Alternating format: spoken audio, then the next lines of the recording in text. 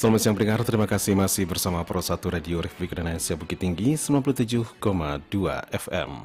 Tepat pukul 13 waktu Indonesia para pendengar, selanjutnya kami sampaikan Warta Berita Daerah dalam Bahasa Minang.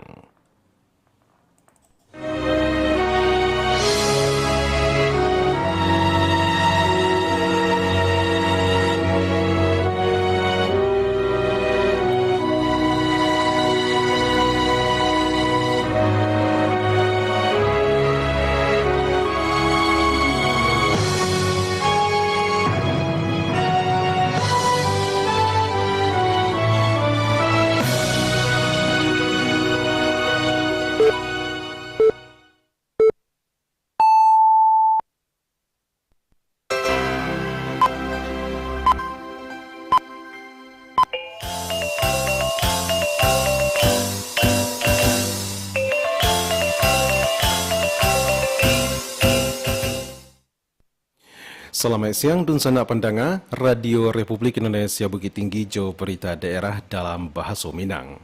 Sari Berita. Wali Kota Bukit Tinggi Ramlan Nurmatias pimpin apel gabungan bersama aparatur sipil negara di halaman Balai Kota Hariko. Wali Kota Bukit Tinggi memberikan tenggat waktu ke Balai Pengelola Transportasi Darat kelas 2 Sumatera Barat hingga setelah Lebaran Idul Fitri 1446 Hijriah untuk merapikan terminal. Berita daerah dalam Bahasa Minang selengkapnya dibacakan Hendri. Wali Kota Bukit Tinggi Ramlan Nurmatias pimpin apel gabungan bersama aparatur sipil negara di halaman Balai Kota Hariko. Informasi selengkapnya dilaporkan Ahmad Iksan. Pemerintah Kota Bukit Tinggi alam melaksanakan apel gabungan yang diikuti di sedunia aparatur sipil negara atau ASN di halaman Balai Kota di Bukit Gulai Banja Hariko. Kepala Badan Kepegawaian di Pengembangan Sumber Daya Manusia BKPSDM Kota Bukit Tinggi Teddy Hermawan mengatakan apelku mendasari jadwal perdana masuk ke Raju bagi aparatur sipil negara atau ASN di lingkungan pemerintah Kota Bukit Tinggi sesudah beberapa hari menjalani libur Hari Raya Idul Fitri 1446 Hijriah jauh cuti bersama. Usai apel gabungan aparatur sipil negara atau ASN mengikuti halal bihalal dan difasilitasi Dekkop Sebagai Republik Indonesia Korpi Kota Bukit Tinggi. Sementara itu Wali Kota Bukit Tinggi Ramlan Nurmatias pada momentum libur Lebaran Idul Fitri 1446 Hijriah langsung meninjau aktivitas publik di sejumlah destinasi seperti di Taman Panorama Lubang Japang, Taman Marga Satwa dan Budekinantan, Pelataran Jam Gadang, di beberapa lokasi lainnya. Pemerintah Kota Bukit Tinggi meminta maaf kepada pengunjung di pengelola sarana penginapan serta hotel atas persoalan ketersediaan air berasiah. Hal demikian dilatar belakangi adanya kebocoran pipa PDAM di kawasan Benteng. Namun gangguan itu ala disikapi langsung sehingga distribusi air berasiah alah kembali normal. Wali Kota Ramlan Nurmatias menyebutkan pemerintah Kota Bukit Tinggi mempunyai pekerjaan rutin ketika memaknai momentum libur Lebaran sehingga berdampak terhadap timbulan sampah di objek wisata. Bahkan kenaikan jumlah sampah tidak 100%, melainkan 300%. Sehingga Dinas Lingkungan Hidup cukup ekstra menyikapi persampahan. Petugas kebersihan alam menindaklanjuti sampah yang berserakan di destinasi wisata, termasuk di pelataran Jam Gadang, sehingga malam hari pun upaya pembersihan dilakukan. Saya melihat di media sosial kemarin ada masalah air. Kami juga minta maaf atas pemerintah daerah karena ada keluhan air ya, yang kemarin terputus. Ini adalah kebocoran di Benteng yang harus diperbaiki. Alhamdulillah sebagian kemarin hotel-hotel sudah bisa jalan dan hari ini sudah full lagi air PDAM sudah mengalir ke seluruh hotel. Nah, ini yang bisa saya. Yang kedua karena kondisi Bukit Tinggi ini adalah kunjungannya biasalah kerja rutin di pemerintah daerah setiap tahun ini selalu padat ya. Ini tentu proses sampah pasti berlipat. Berlipat sampah di lingkungan objek wisata itu bukan 100% naiknya. Saya melihat 300 sampai 350% beban sampah yang muncul di objek wisata, ya kan, karena padatnya orang. Di sisi lain, pemerintah Kota Bukit Tinggi akui adanya tenaga honorer nan bakarajo di lingkungan pemerintah daerahku dan dirumahkan dengan jumlahnya mencapai 1.000 orang. Kebijakan itu diambil didasari aturan perekrutan kepegawaian berdasarkan Undang-Undang Nomor 20 Tahun 2023 tentang aparatur sipil negara atau ASN. Wali Kota Bukit Tinggi Ramlan Nurmatias menyampaikan merumahkan tenaga kontrak atau honorer tidak hanya terjadi di Kota Bukit Tinggi, tetapi ala di seluruh penjuru daerah di Indonesia. Sehingga menasional, pemerintah Kota Bukit Tinggi tidak ingin merampas hak warga untuk mendapatkan pekerjaan atau kehilangan mata pencaharian. Akan tetapi regulasi dan ADO membuat kepala daerah mengambil kebijakan. Akan tetapi Wali Kota Bukit Tinggi Ramlan Nurmatias menemui Kementerian Pendayagunaan Aparatur Negara dan Informasi Birokrasi Kemenpan RB usai Lebaran Idul Fitri untuk mendapatkan penjelasan terhadap kelanjutan perekrutan kepegawaian. Dikarenakan wali kota adalah pejabat pembina kepegawaian yang mempunyai kewenangan terhadap pengangkatan, pemberhentian CPNS, pemindahan atau mutasi, kenaikan pangkat, kenaikan gaji berkala, peninjauan masuk ke rajo. Ahmad Iksan melaporkan. Pemerintah Kabupaten Pesisir Selatan mengalokasikan 768,2 miliar rupiah untuk sektor pendidikan atau lebih 30% dari total APBD 2025. Kepala Dinas Pendidikan dan Kebudayaan Salim Muhaimin menyampaikan alokasi anggaran itu guna mewujudkan pendidikan yang berkualitas sehingga daerah kelak menghasilkan generasi penerus dan berdaya saing. Berdasarkan data Dinas Pendidikan Pesisir Selatan, dari total anggaran tersebut, 744,1 miliar rupiah dialokasikan untuk belanja operasional dan sisanya sekitar 24 miliar rupiah untuk belanja modal. Wali Kota Bukit Tinggi memberikan tenggat waktu ke Balai Pengelola Transportasi Darat kelas 2 Sumatera Barat hingga setelah Lebaran Idul Fitri 1446 Hijriah untuk merapikan terminal dan menertibkan seluruh aktivitas dan indak sesuai jo fungsinya. Selengkapnya dilaporkan Yudi Prama Agustino.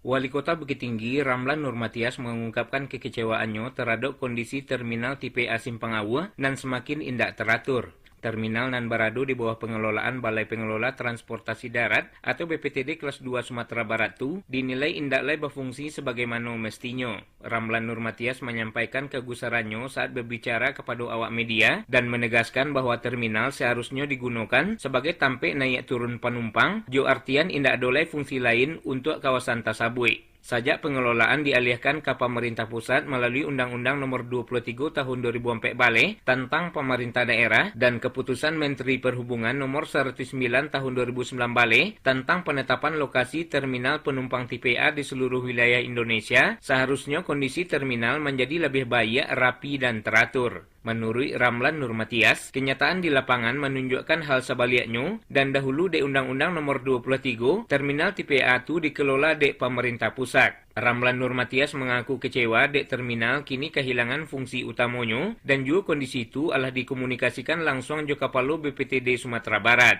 Dulu karena Undang-Undang Nomor 23, terminal itu tipe A itu dikelola oleh pemerintah pusat. Kita sudah serahkan. Harapan kita, tentu terminal itu karena pusat mengelola, tentu harapan kita terminal itu tambah baik, tambah rapi, tambah bersih, semua macam lah kan yang harapan kita. Ternyata kondisi terminal kita itu kan kawan-kawan sudah bisa lihat tuh kan, bukan terminal lagi fungsinya, sudah bermacam fungsi dalamnya. Jadi waktu itu mula telepon Kepala Balai. Saya katakan Kepala Balai datang kemari ya kan. Jadi kita berharap dan sampaikan Kepala Balai kami agiah kesempatan sampai Lebaran. Habis itu tolong ditertibkan semua. Karena ada kadai-kadai lah, kayu-kayu lah, parkir segala macam. Balai fungsinya beliau. Jadi mau menunggu nanti daripada tindak lanjut dari Kepala Balai ya. Boleh sampaikan ke beliau, Ambu kalau tidak bisa, Ambu akan menghadap menteri, akan menyampaikan kondisi. Kita balik terminal kami ke dia.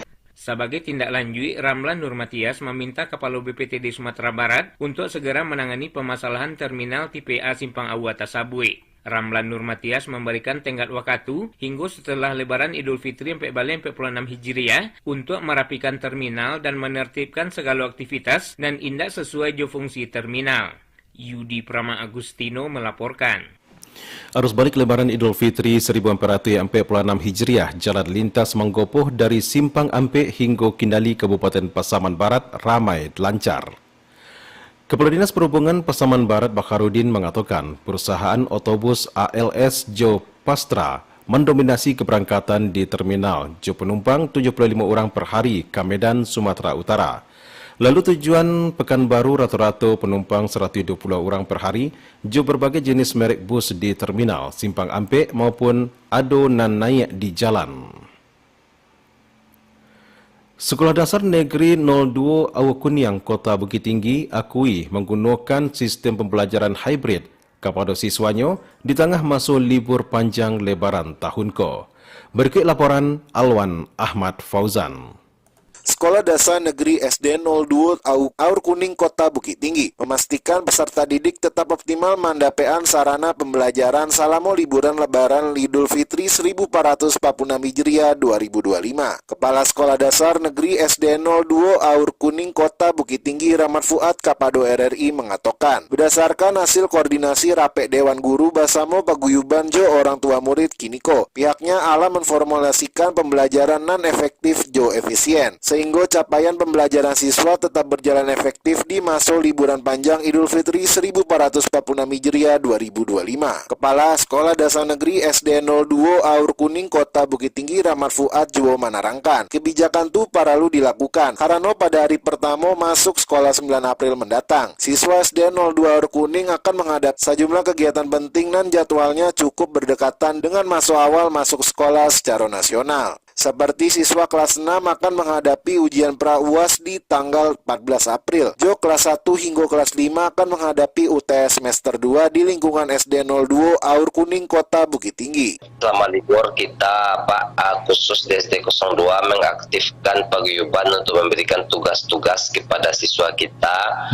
Itu masalah yang akademiknya. Di sini tentu kita tidak mungkin membiarkan atau pembiaran kepada anak-anak kita untuk hanya selama libur itu memanfaatkan untuk bermain, karena memang waktu sangat singkat Wawan. Apapun yang dilakukan selama liburan itu pasti pendampingan khusus yang dilakukan oleh kedua orang tua.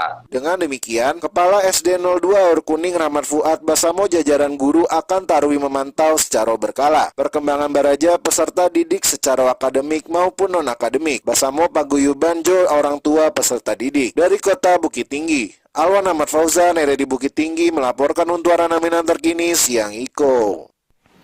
Januari hingga awal April 2025, terjadi peningkatan kunjungan di Desa Wisata Kubu Gadang, Kelurahan Ekor Lubua, Kota Padang Panjang. Informasi selengkapnya dilaporkan Nofri.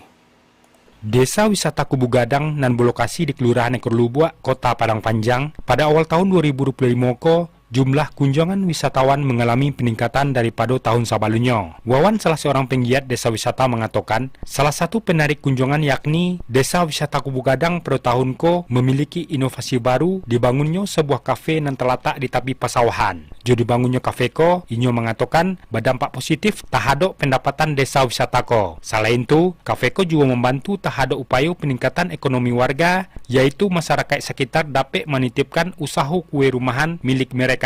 Sampai sekarang, alhamdulillah kita di Wisata Kubu Gadang cukup mengalami peningkatan. Dari segi inovasi, ada inovasi yang kita bangun, yaitu juga kita menyediakan di sana ada fasilitas kafe. Jadi tamu-tamu yang datang berkunjung ke desa wisata, ketika beracara dan berkegiatan di desa wisata, jadi dia langsung bisa berbelanja di kafe yang telah kita. Wawan menambahkan, jauh banyaknya kunjungan wisatawan, masyarakat sekitar juga merasakan dampak positif, seperti meningkatnya hunian homestay, serta ramainya kunjungan pada warung-warung di sekitar desa wisata Kubu Gadang. Nofri melaporkan.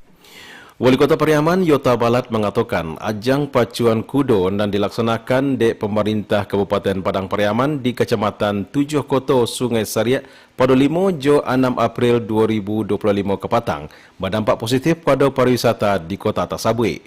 Yota Balat di Pariaman menjalankan kegiatan olahraga dan beberapa tahun itu indah dilaksanakan berdampak pada pariwisata Pariaman karena lokasinya relatif dakik jo objek wisata di kota tersebut.